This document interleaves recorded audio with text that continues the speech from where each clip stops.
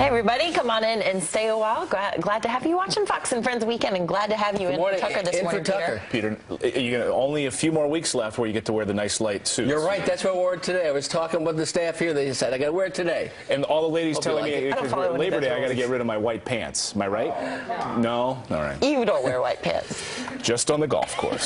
Hey, we begin this hour with a Fox News alert. Now, federal officials now warning that ISIS could hit inside America as revenge for U.S. airstrikes. The terror group that was labeled the JV team by President Obama just a few short months ago may now be planning a 9/11 style attack on the West. For more, we go now live to Jennifer Griffin in Washington, D.C. Good morning to you, Jennifer.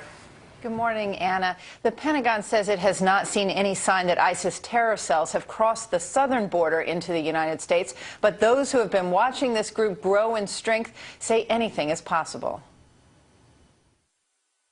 They're crazy out there, and they are rapidly developing a method of blowing up a major U.S. city, and people just can't believe that's happening. ISIS, they are really bad terrorists. They're so bad that Al-Qaeda is afraid of them. The president may now be regretting his choice of words back in January when he mocked ISIS in an interview with The New Yorker. Quote, "The analogy we use around here sometimes, and I think it is accurate, is if a JV team puts on Lakers uniforms, that doesn't make them Kobe Bryant."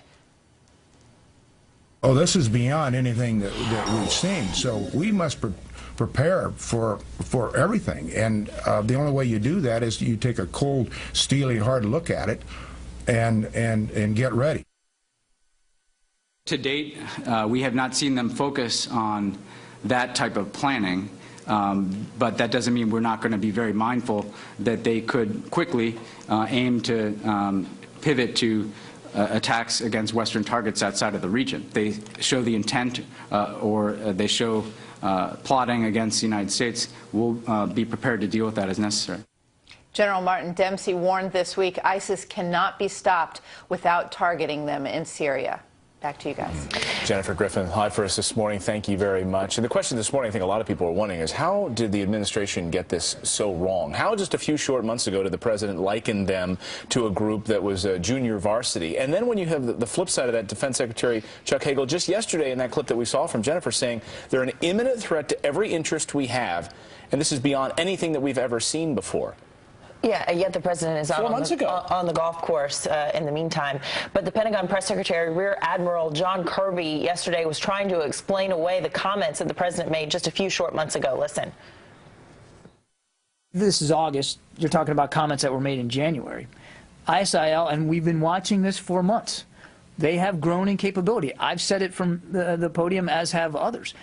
They have grown in capability with speed. It's a constantly changing, fluid situation, and their threat continues to grow. And that's what led us to where we are today, which is that we believe it does pose an imminent threat, and it's a threat that we need to take seriously. Well, you know, is that real talk or is that double talk? Because we know that ISIS has said that they intend to fly the black flag over the White House. Right. We know that they tweet to the United States things like calamity will befall the United States. We know that they were emailing the Foley family demanding $132 million and saying that he would die. So somehow a JV months ago has morphed into what the president now calls a cancer. And so Rear Admiral Kirby is kind of shuffling to come up with an explanation how the United States and the president got it so wrong for so long. You know, you bring up a great point about the email exchange with the Foley family, because we know now that it wasn't just the email exchange just a few short weeks ago. Correct. It goes back to the fall of last year, and they were passing that information to the administration, letting them know these communications that were coming from ISIS and demands that were being made on the Foley family. But the notion that an organization that now calls itself the Islamic State is emailing American families, taunting and terrorizing them, and Rear Admiral Kirby comes up with this kind of implausible explanation to get the president off the hook, It's frightening, actually. Well, and we had Senator John McCain on the channel last night, and he said just the opposite. You know, this is not taking the president by surprise, or it shouldn't have. This is because of a series of grave mistakes he's made. You think back to 2012 on the campaign trail, bragging about not leaving a residual force in Iraq.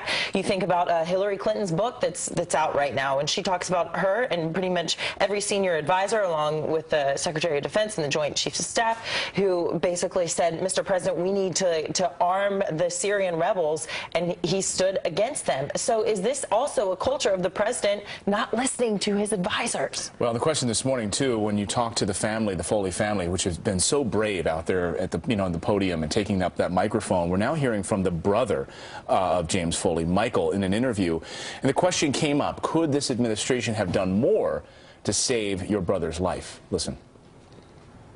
The United States could have done more on behalf of the Western and American hostages over there. Other nations have done that, and that's been a source of frustration for me. And I really hope that in some way Jim's death pushes us to take another look at our approach, our policy to terrorist and hostage negotiations. We are sitting on prisoners, for example, in Guantanamo. It doesn't even have to be financial.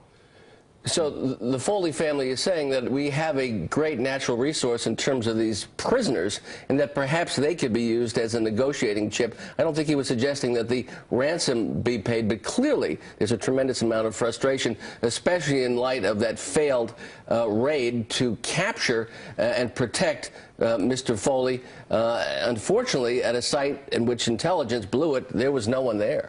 Yeah, some people say you should never negotiate with terrorists. We've had other people on the program say just the opposite. This $132 million that ISIS was demanding, that the family was trying to come up with in Global Post, James Foley's the business that he was working for, was trying to come up with. You know, maybe the government should have stepped in. What do you think? I mean, should we? We saw what happened with the Bergdahl swap with the terrorists, and a lot of people didn't like that. Yeah, let us know what you think. Friends at FoxNews.com. We'll have much more on this story throughout the show this morning.